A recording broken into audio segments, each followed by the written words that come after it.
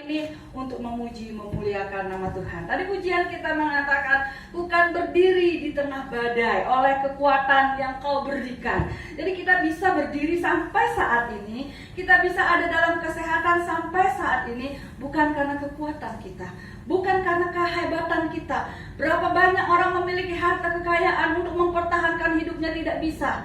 Ya, mereka juga harus melepaskan nyawa mereka kalau sudah waktunya.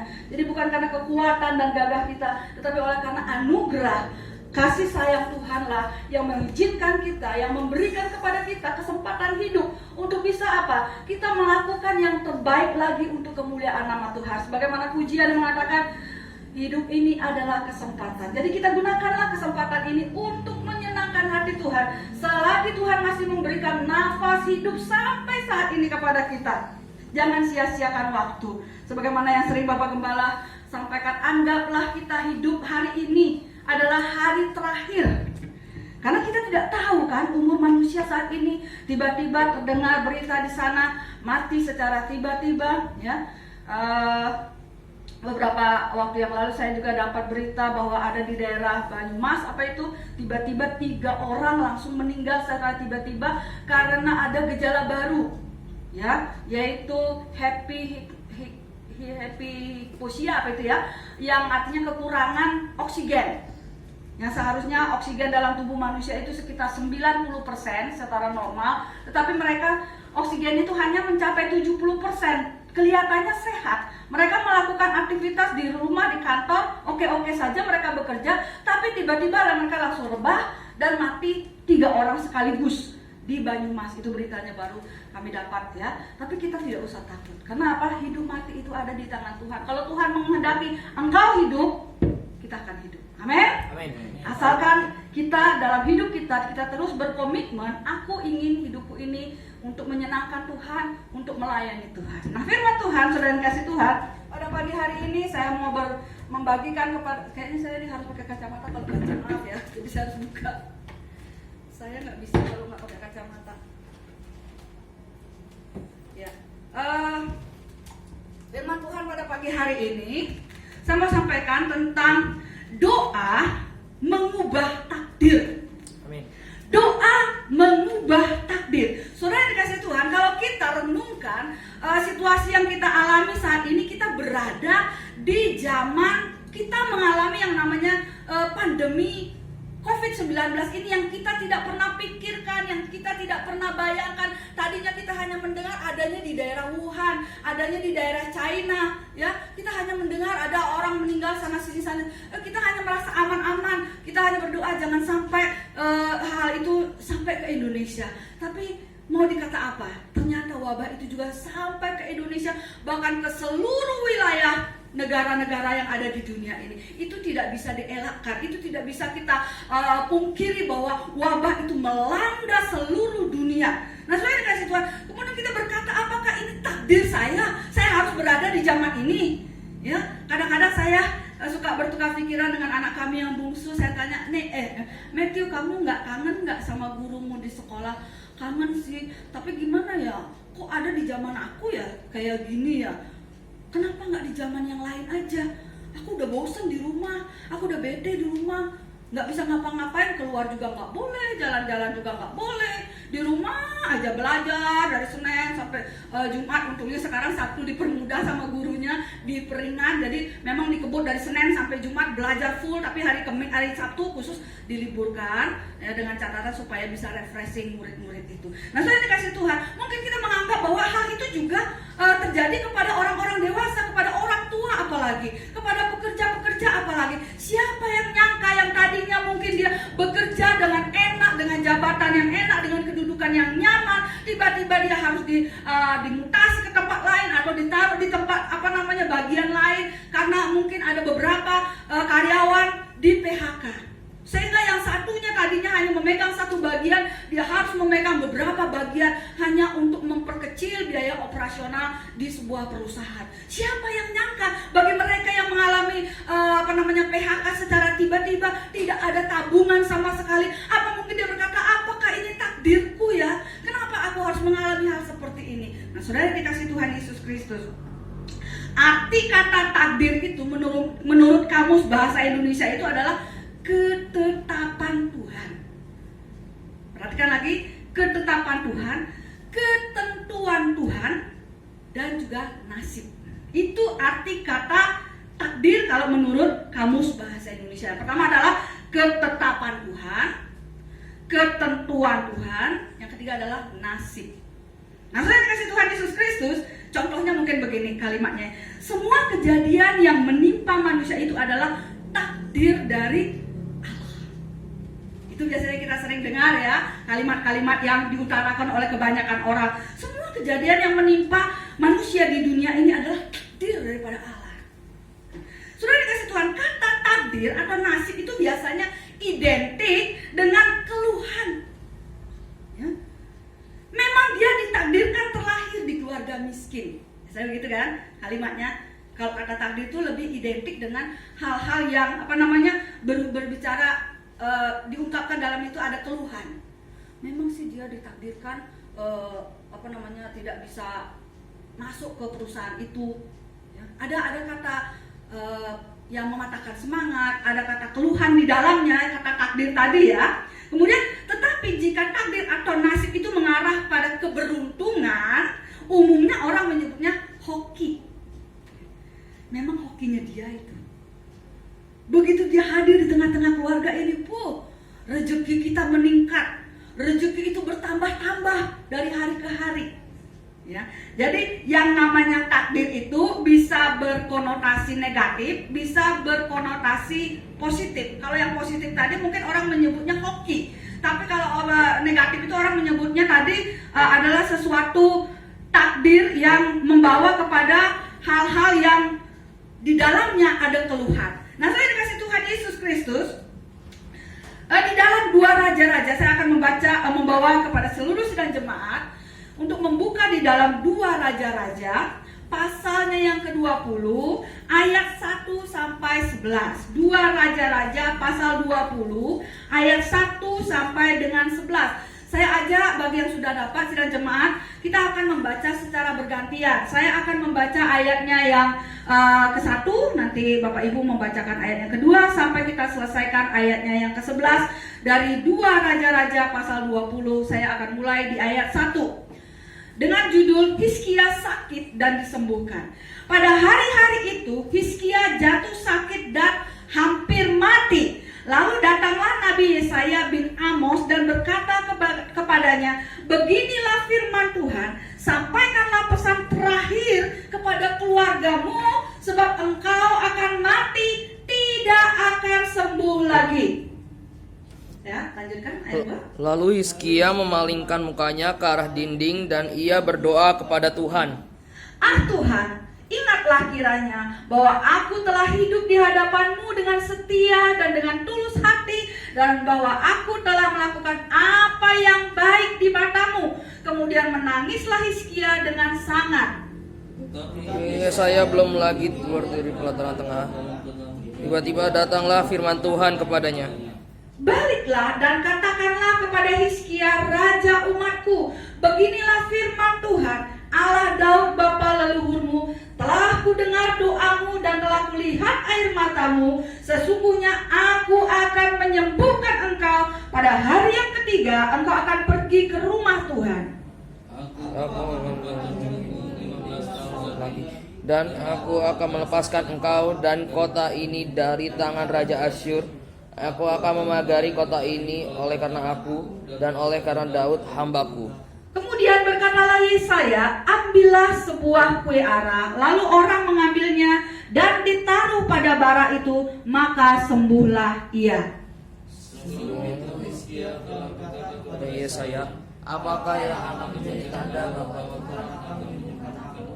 dan bahwa aku akan pergi ke rumah Tuhan pada hari yang ketiga? Yesaya menjawab, inilah yang akan menjadi tanda bagimu dari Tuhan, bahwa Tuhan akan melakukan apa yang telah dijanjikannya. Akan majukah bayang-bayang itu 10 tapak, atau akan mundur 10 tapak?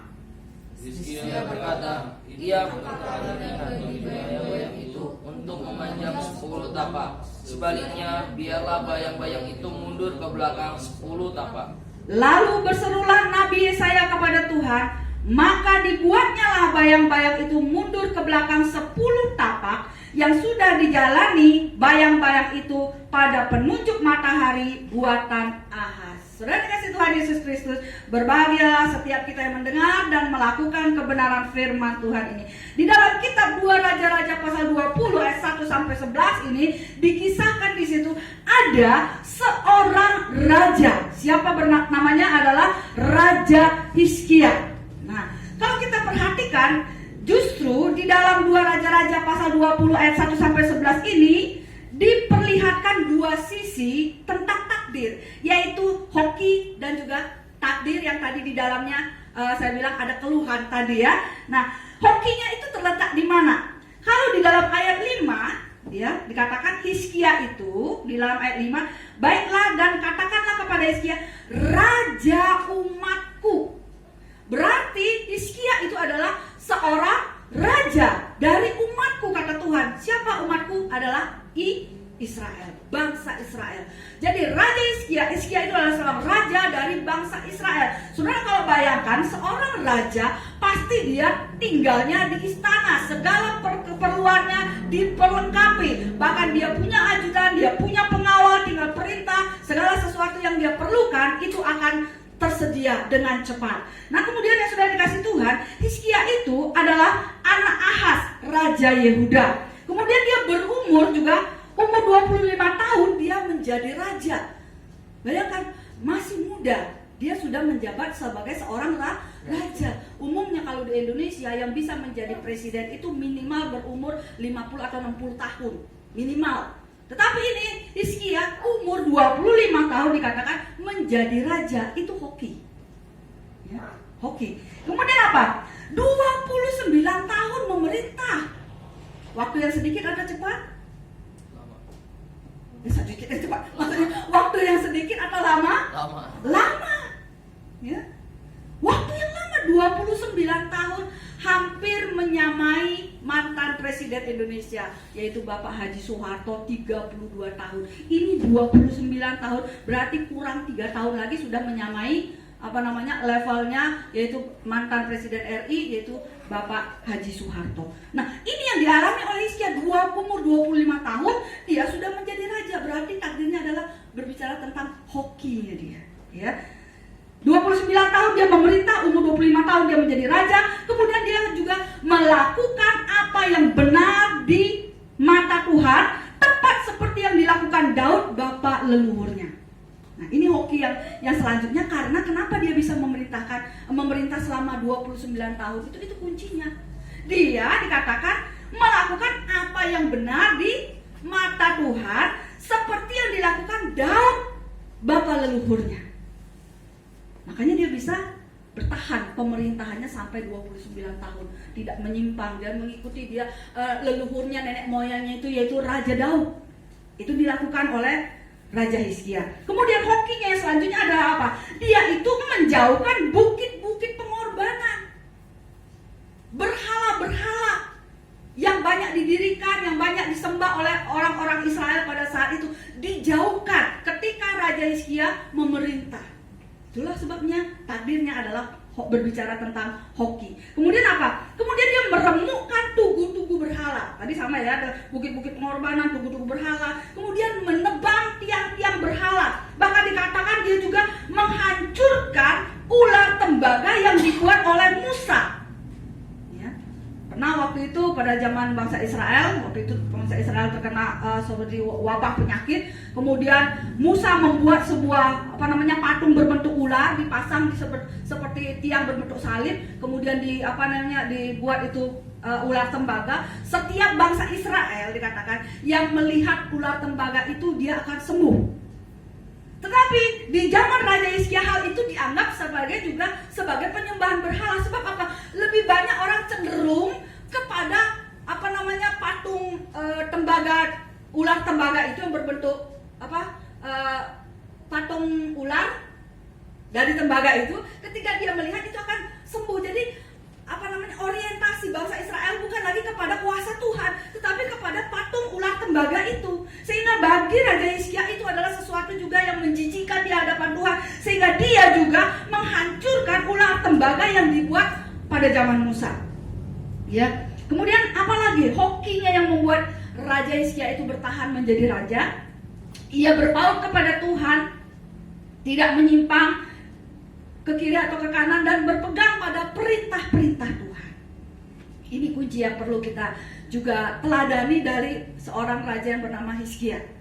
Memegang perintah Tuhan dan mengikuti setiap ketetapan-ketetapan yang Tuhan berikan. Makanya takdirnya yang dia terima bukan takdir yang tadi ada keluhan, tetapi takdir yang dia terima adalah berbicara tentang hoki. Ya. Kemudian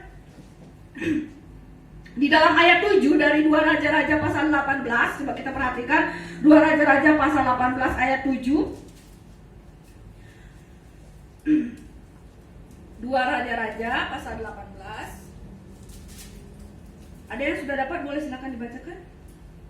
Demikian firman Tuhan, maka Tuhan menyertai dia kemanapun juga ia pergi berperang. Ia beruntung, ia memberontak kepada Raja Asyur dan tidak lagi takluk kepadanya. Nah, inilah kisah Raja Hizkia. Kalau judulnya di perikopnya ayat pasal 18 itu Hizkia Raja Yehuda.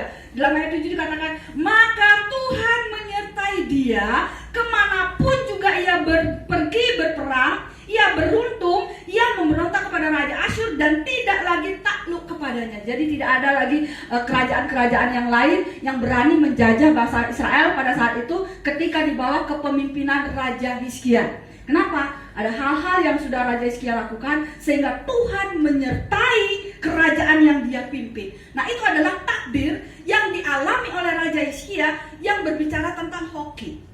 Kemudian saya tadi katakan bahwa di dalam 2 Raja-Raja pasal 20 ayat 11 1 sampai 11 ini itu ada dua tadi takdir. Yang satu berbicara takdir yang berbicara tentang hoki, yang kedua adalah takdir tentang sesuatu hal yang menyedihkan, ya.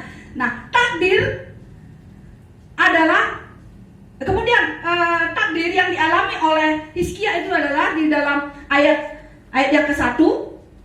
Coba kita perhatikan di sini ya. Dari 2 Raja-Raja pasal 20 dikatakan di sini ayat 1, saya akan bacakan. Pada hari-hari itu dikatakan Hizkia jatuh sakit dan hampir mati. Lalu datanglah Nabi Yesaya bin Amos dan berkata kepadanya, beginilah firman Tuhan, sampaikanlah pesan terakhir kepada keluargamu, sebab engkau akan mati, tidak akan sembuh lagi. Ini yang saya katakan tadi, takdir yang di dalamnya adalah berbicara tentang kesedihan, kesusahan. Ini yang dialami juga oleh seorang raja yang bernama Hizkia. Dia dikatakan jatuh sakit dan hampir mati, bahkan dikatakan di sini tidak akan sembuh lagi. Saudara, saat ini yang paling yang mengerikan di zaman kita adalah kalau sampai kita ikut terpapar yang namanya virus COVID-19. Kalau sembuh, syukur. Tapi kalau kita tidak bisa melewati itu, kita juga akan menjadi orang-orang yang sama, yang kemudian jenazah kita dibungkus dengan plastik, kemudian anggota keluarga tidak bisa menemui kita, tidak bisa mengantar kita ke tempat peristirahatan, yaitu di taman pemakaman umum. Kemudian orang-orang yang akan mengangkat kita juga harus memakai baju yang lengkap, ya, baju asmat itu, ya, sangat menyedihkan, sangat mengerikan. Ya, beberapa waktu lalu juga ada sidang jemaat kita juga yang men-share itu di WA group, yaitu keluarga si Tompul kalau nggak salah ya. Dari 7 bersaudara, 3 orang meninggal secara beruntun di bulan Agustus. Itu karena ngerinya yang namanya virus COVID-19 ini. Tapi kita sebagai anak-anak Tuhan, hal yang harus kita lakukan adalah inilah yang dilakukan oleh Raja Hizkia ketika takdir yang tadinya berbicara tentang hoki berubah menjadi takdir yang di dalamnya ada kesedihan, kesusahan, bahkan artinya tidak ada harapan lagi. Apa yang dilakukan oleh Raja Hizkia? Mari kita lihat tindakan Hizkia dalam menghadapi takdir, ya, yang diterima olehnya adalah, kita perhatikan di dalam ayat yang selanjutnya, ayat yang kedua. Lalu Hizkia memalingkan mukanya ke arah dinding. Kemudian apa dikatakan? Dan ia berdoa kepada Tuhan. Memalingkan mukanya ke arah dinding, artinya dia tidak mau lagi memperhatikan orang suasana yang ada di luar, di dunia, kemudian di wilayah luar kerajaannya. Dia tidak mau memusingkan lagi kepada hal-hal yang dia pimpin, dia mau fokus kepada Tuhan, sehingga dia memalingkan wajahnya ke arah dinding dan dia berdoa. Artinya dia memfokuskan hidupnya untuk berserah kepada Tuhan. Ini aku Tuhan, ya. Aku sebagaimana aku ada saat ini. Aku mau tinggalkan semua hiruk pikuk kehidupanku sebagai seorang raja, sebagai seorang pemimpin besar bangsa Israel yang sudah memimpin selama 29 tahun. Aku tinggalkan semuanya itu. Aku akan fokus kepada Tuhan.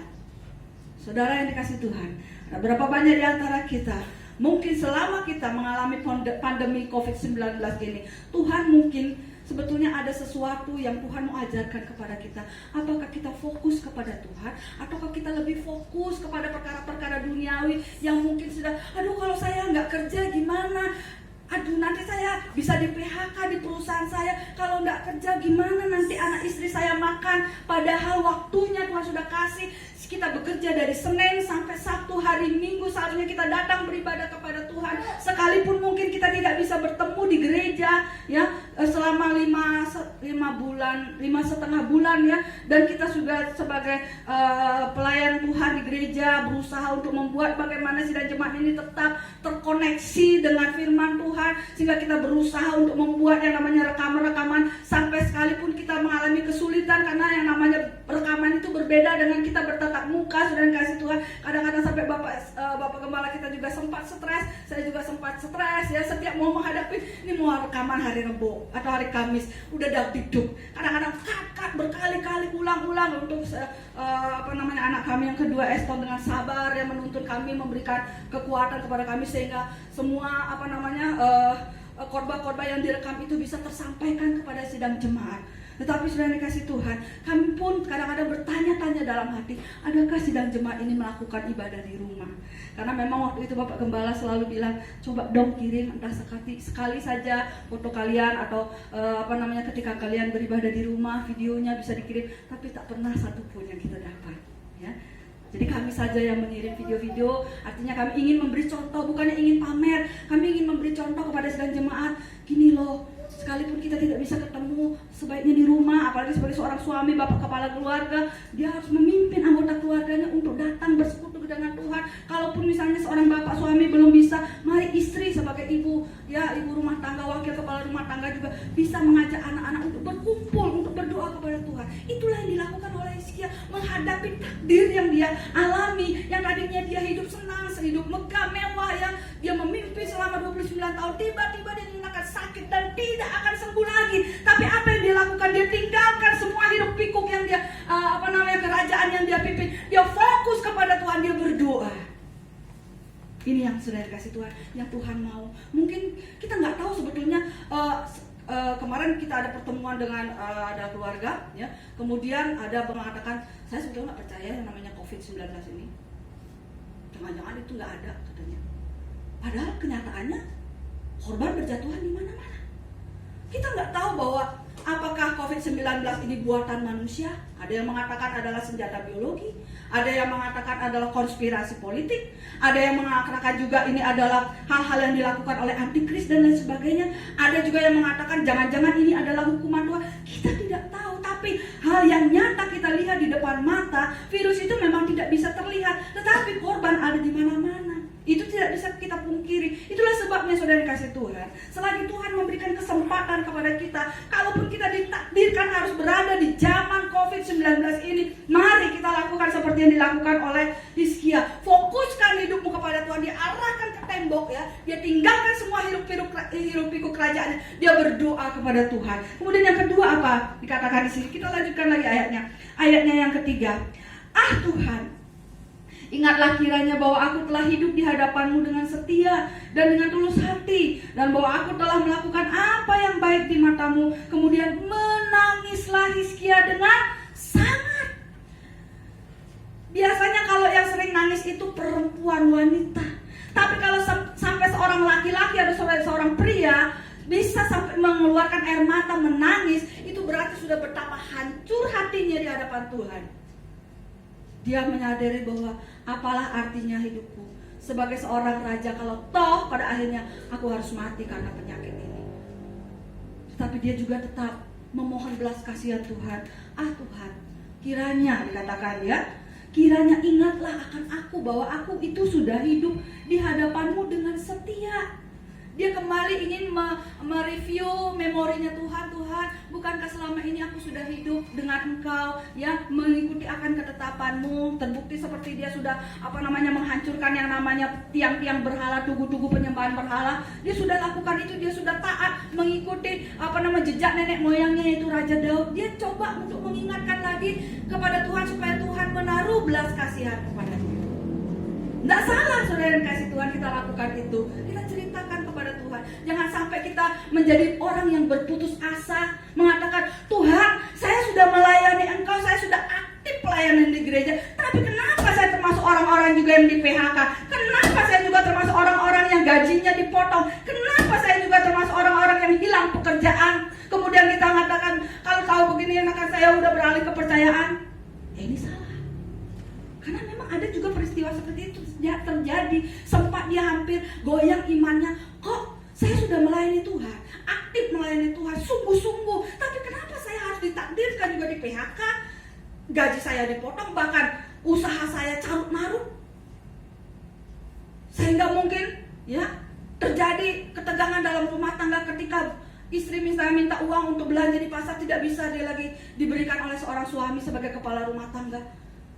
Kalau kita nyatakan itu kepada Tuhan, kemudian kita menyesal dan kita katakan lebih baik begitu aku tinggalkan Tuhan, aku akan beralih dengan keyakinan yang lain, itu hal yang salah.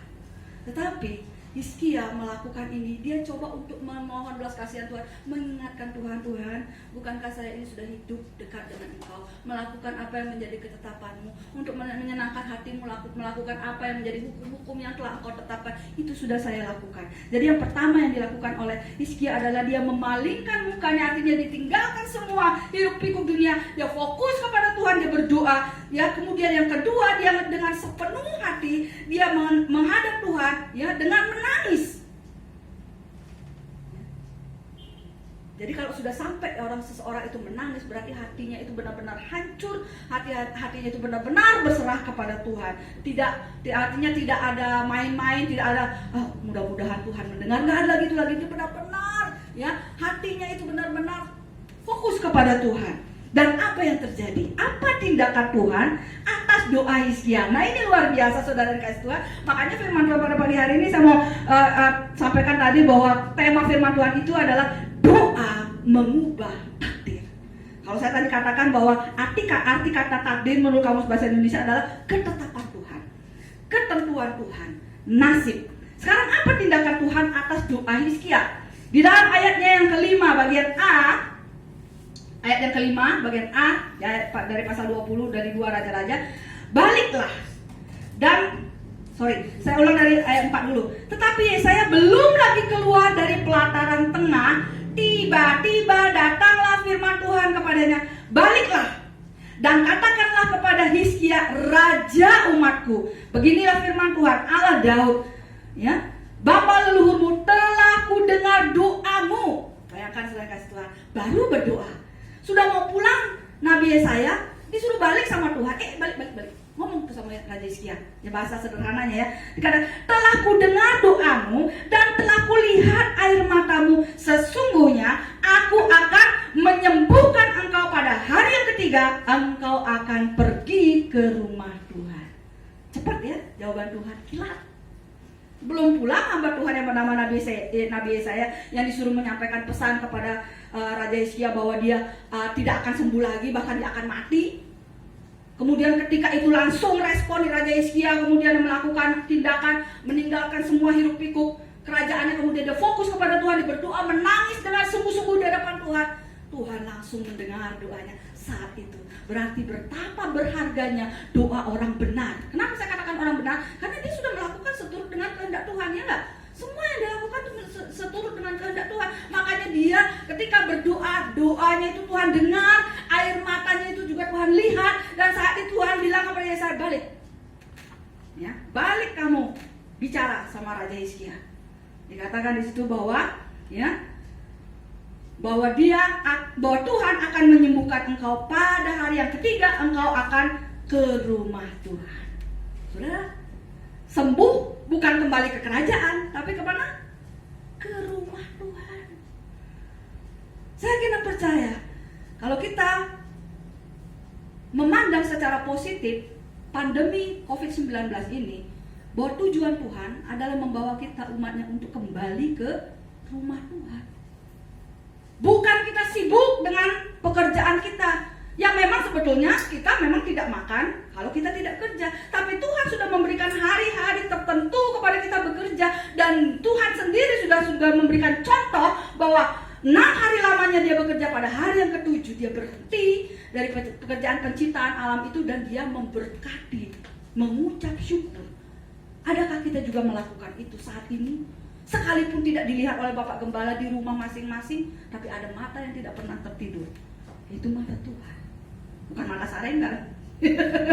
Bukan matanya Naruto. Itu ya, bukan. Mata Tuhan yang selalu menilik kehidupan anak-anaknya yang sungguh-sungguh. Luar biasa, Raja Hizkia sudah ditakdirkan sakit, tidak sembuh, bahkan mati. Tapi takdir itu bisa berubah karena doa yang sungguh-sungguh dinaikkan oleh Raja Hizkia, karena tangisan yang sungguh-sungguh yang meluap dari hatinya yang paling dalam kepada Tuhan. Dan akhirnya Tuhan memerintahkan kepada Nabi Yesaya, balik, katakan kepada dia akan sembuh. Kemudian apa yang dikatakan? Umur Hizkia dikatakan diperpanjang 15 tahun lagi. Kalau di ayat selanjutnya ya, dikatakan diperpanjang 15 tahun lagi. Diperpanjang 10 tahun aja syukur, diperpanjang 15 tahun aja syukur. Artinya masih ada limit untuk memperbaiki, untuk menggunakan kesempatan itu menyenangkan hati Tuhan. Kalau dia tahu nih, kamu akan diperpanjang 5 tahun, kita akan gunakan 5 tahun itu untuk menyenangkan hati Tuhan, fokus kepada Tuhan. Ini apalagi dikasih 15 tahun.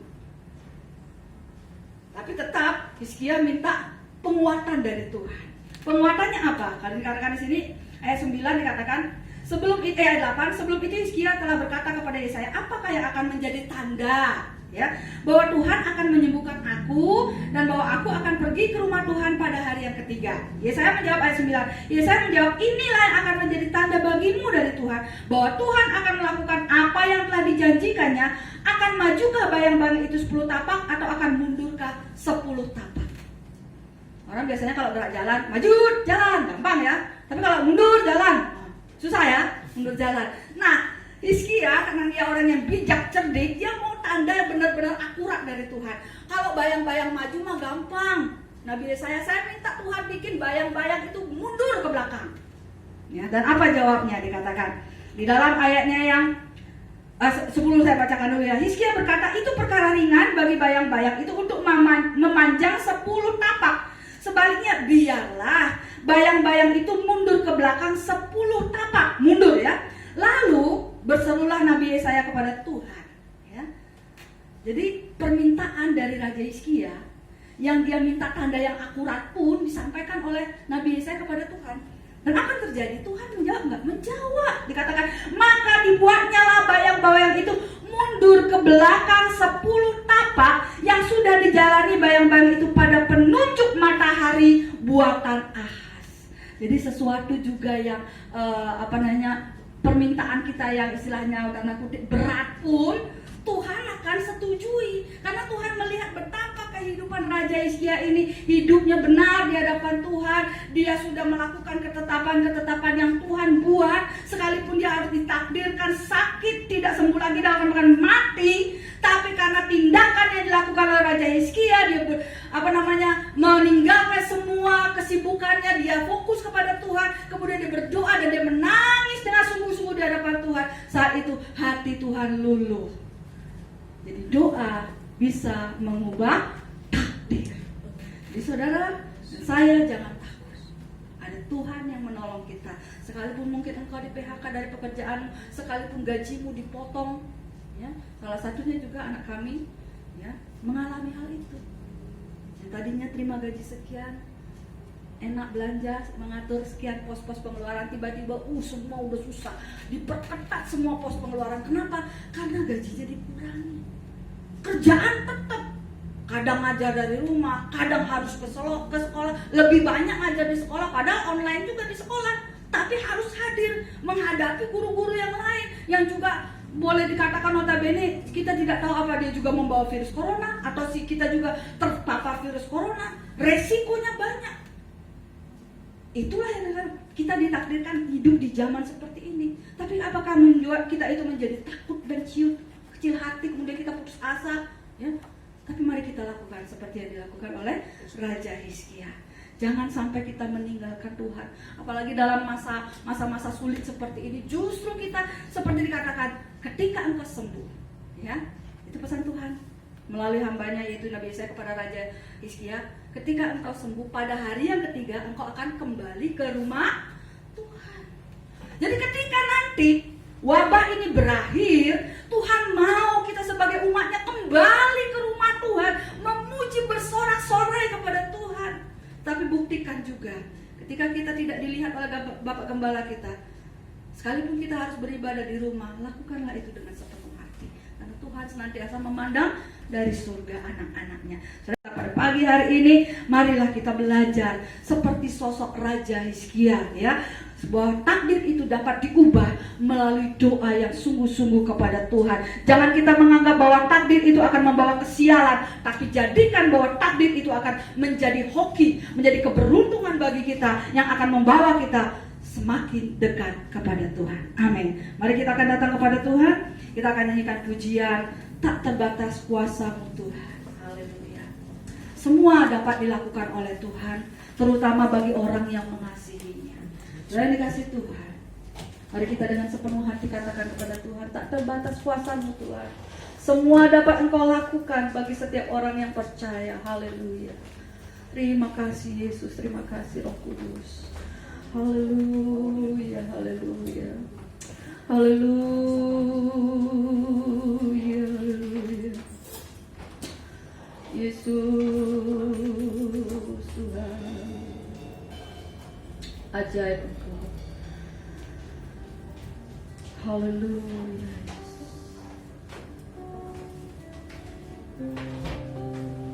Oh Roh Kudus, terima kasih. Tak terbatas kuasa-Mu Tuhan. Haleluya. Tak terbatas kuasa-Mu Tuhan. Oh amin. Semua dapat Kau lakukan.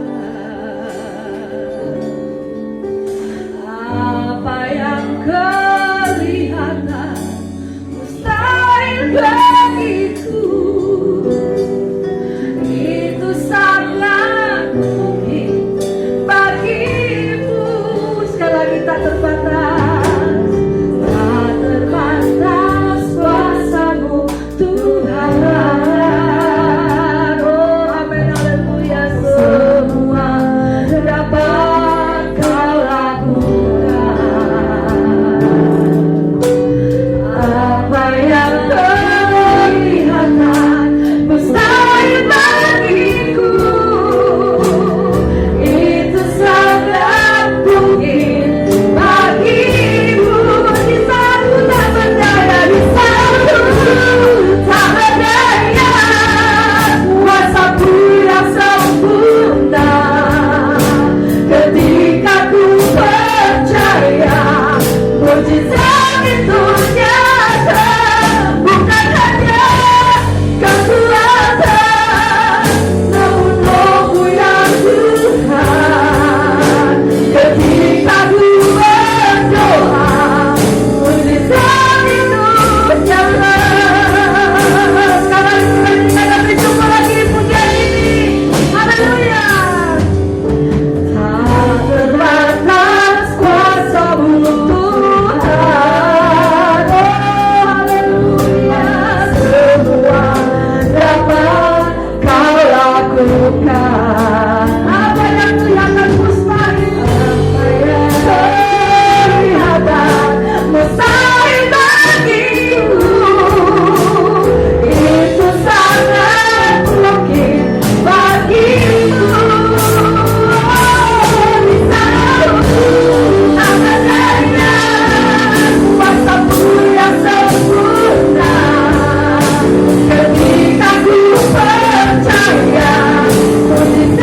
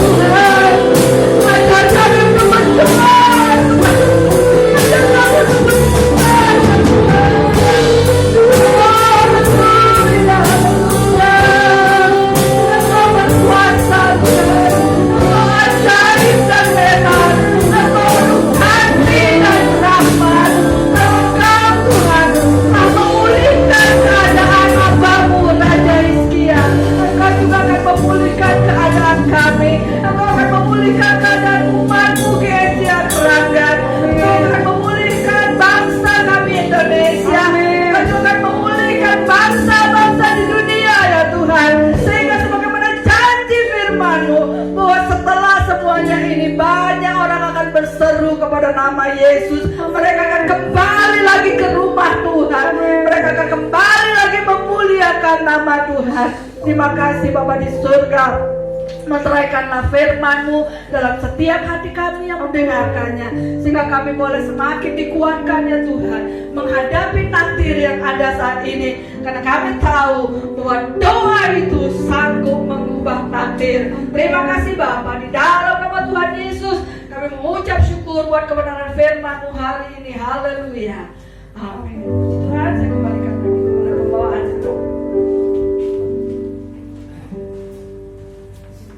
Baik, firman yang sangat memberkati kita, amin. Haleluya, kita akan kembali memberi persembahan kita yang kedua kembali kepada saudari Dina untuk menjalankan kantong persembahan. Kita naikkan pujian.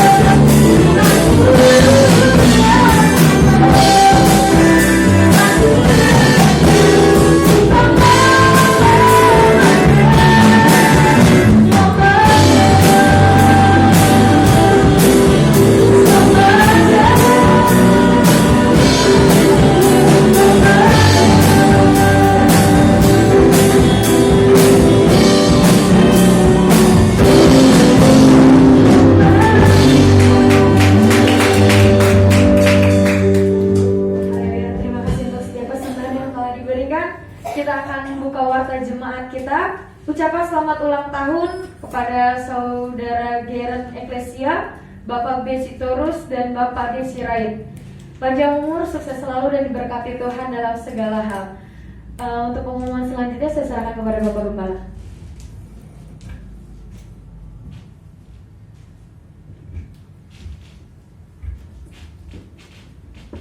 Shalom.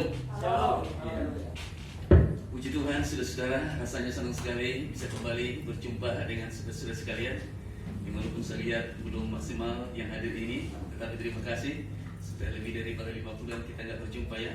Iya, puji Tuhan. Harapan saya selalu bersemangat saudaraku di tengah-tengah pandemi corona ini. Selalu kita andalkan bahwa Tuhanlah jawaban yang paling baik saudaraku untuk membentengi dan juga memagari serta memberikan kepada kita saudara tinggi kasih perlindungan secara sempurna. Baik, puji Tuhan, saya pikir tidak ada yang lain.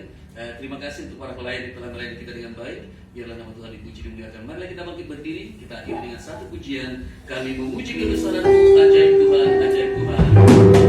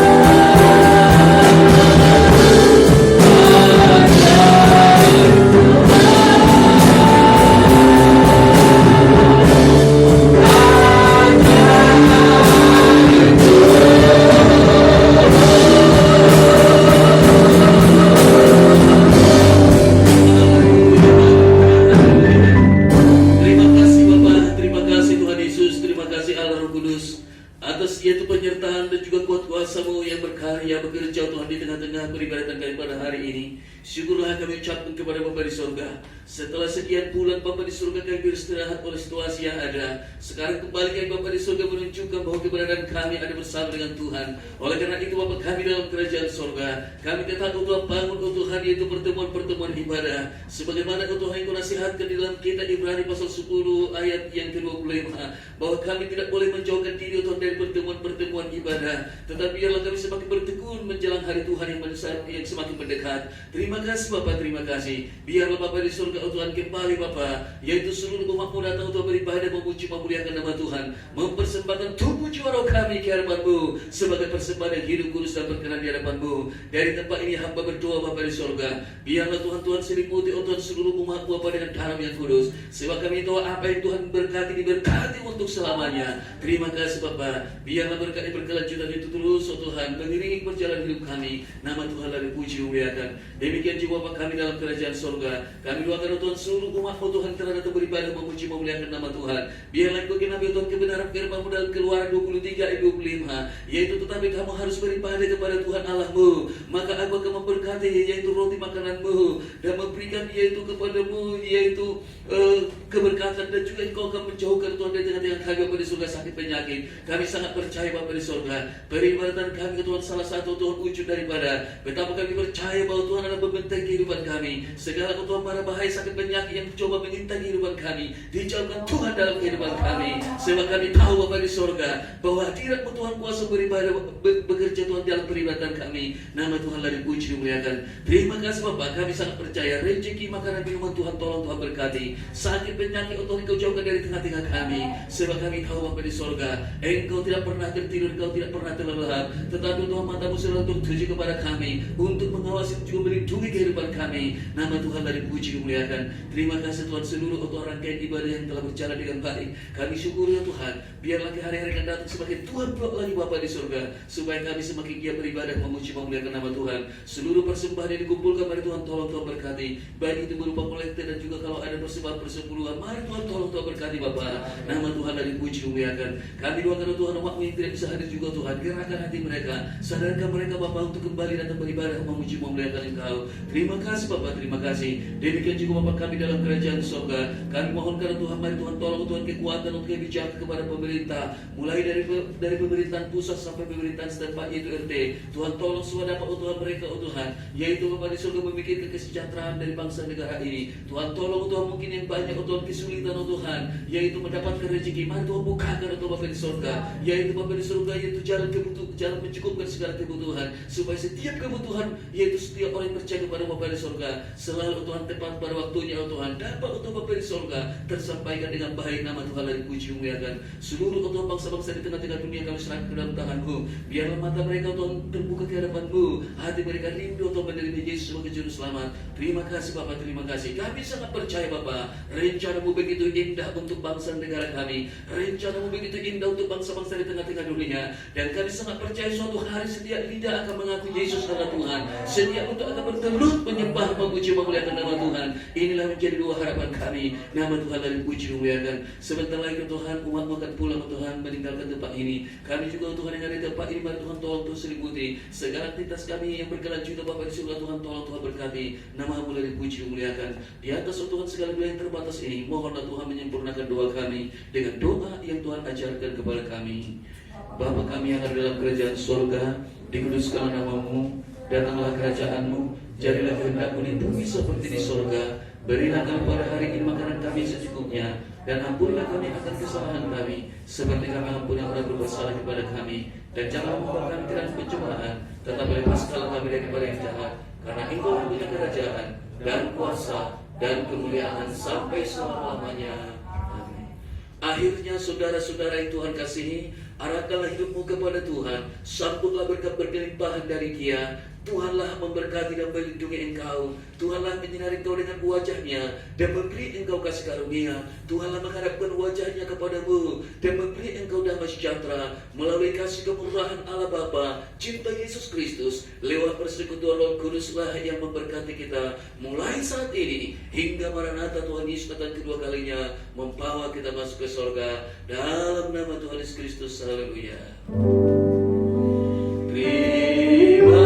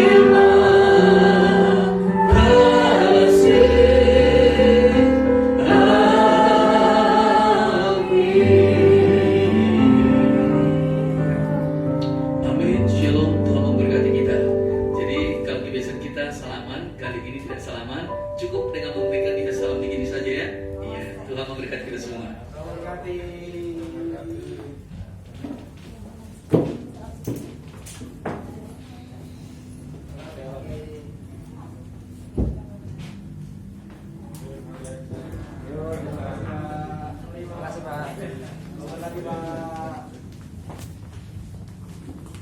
Brian gimana? Bos. Udah gede dia. Lagi deh, ini, Brian ini. Siapa? Tony Sumbergati.